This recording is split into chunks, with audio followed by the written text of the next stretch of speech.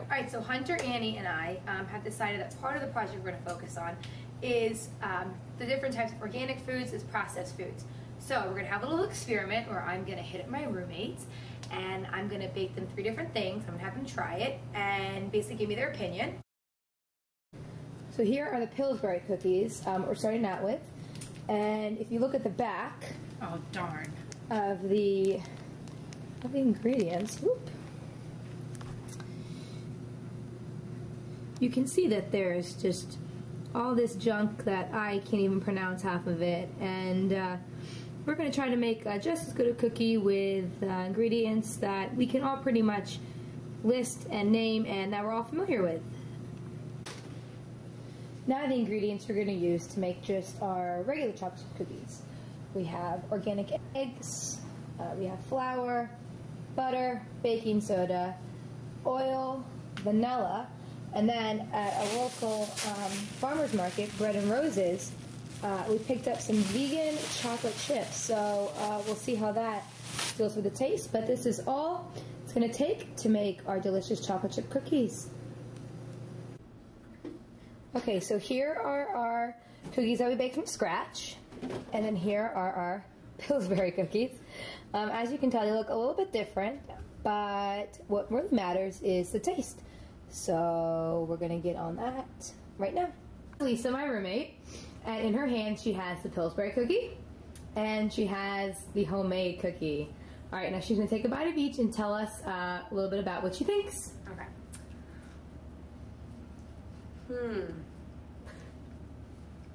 It's pretty good. I mean, it's definitely not amazing. It doesn't have the best flavor, but let's see what the Pillsbury one tastes like.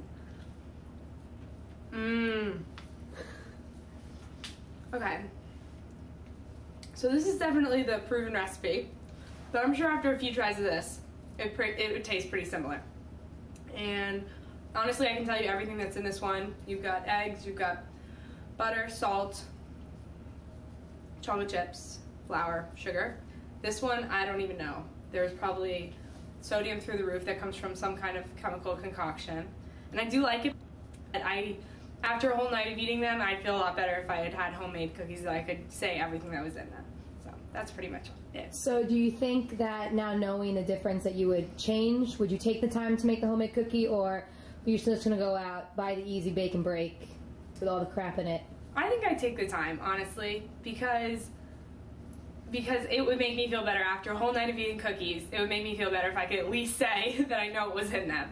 Then, you know, I really don't know what I put in my body. It tasted good, but that was it. Okay, well, enjoy. Thanks.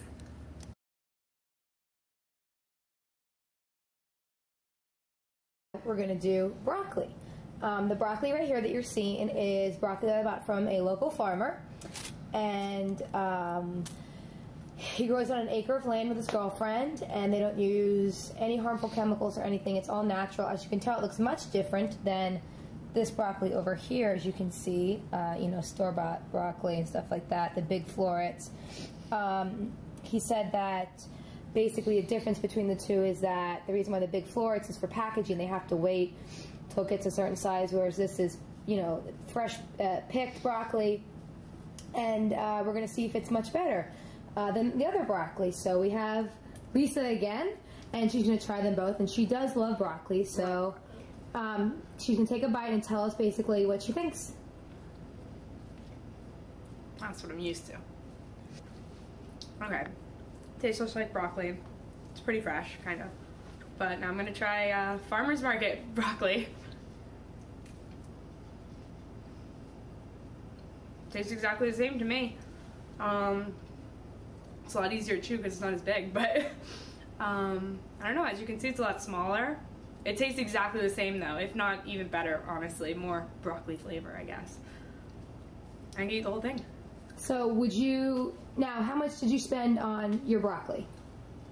I probably spent like, I got the pre-cut and everything, so I don't know, probably $2.50. $2.50. Now, would you spend, I spent $4 on that bag of broccoli that I got from the farmer's market. Would you spend the extra money to get it fresh like that? Or do you like having it already cut, ready to go? Is it is it worth it to you to pay the cheaper price for not as fresh? I mean, vegetables? if I had to make in mass, I would purchase the pre-cut and packaged at Publix and washed off and everything. But if it was just for me, like, you know, lonely old me, just making broccoli every night, I would want to get the more organic. That way I know I'm helping out that one guy that you purchased it from. You know, when the money went straight to him and his farming and his acre, and it's fresh. I mean, you know, I don't know when stuff was picked. I don't know when the Publix stuff got picked and washed. I don't know how long it was frozen or anything like that. And this stuff's fresh, you know, it came from down the street. But even though you have no idea what went in it, what pesticides, what company it came from, anything, it's still, you do think yourself and the American people would rather spend, you know, save a buck than pay for fresh, locally grown, knowing exactly what was in it. Definitely. I think that, you know, it's not gonna matter to people. Maybe if they grew it themselves, they would like the fresh, but if it's not coming from them, they're gonna trust a big corporation like Publix before they go off and buy some expensive vegetables from down the street. Okay, thank you. Thanks. Okay, so next up we have ground turkey, and this is ground turkey from Publix, and as you can see, it says natural flavorings, fresh, never frozen, no artificial ingredients, minimally processed. Looks pretty healthy. It tells you how it should be cooked, safe in handling, but what it doesn't tell us is what the turkey ate, you know, how it was living. Was it in a cage? Did it have any room to run around? You know, what exactly was in its diet? And then we have Plainville Farms ground turkey, which is from the Greenwise section in Publix. And as you can tell over here, it shows you minimally processed, humanely raised on family farms in a stress-free environment. And the federal law prohibits the use of artificial growth hormones. And basically, right here, it also tells you no antibiotics ever administered, vegetarian fed, humanely raised, no growth hormones. So again, knowing what's in the turkey, I think, makes it a little bit better than, you know, not knowing what's in the turkey. This was $3.99. The Publix one was $3.92, so it was only a couple cents difference. And I think, you know, maybe knowing a little bit more what's in your turkey, it's totally worth an extra 8 cents. And now we're going to have Lisa try both of them and see what she thinks. Okay, so now Lisa's going to try the Plainville Farms one first. Plainville Farms. Yes. Yes, Plainville Farms. Okay. And we know organic? Yes, we know the turkey, vegetarian fed, which means we know that it just ate plants, that it wasn't fed other parts of animals, M&Ms like we learned in one of our videos. Oh my goodness. And whatnot. So now she's going to try... I don't even know if I want to eat this after hearing that. Now we're going to try the other turkey, which we're not really sure what the animal was fed. Normal turkey, I guess you'd say.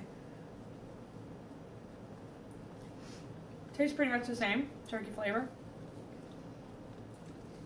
I can't really tell any difference in the way they taste.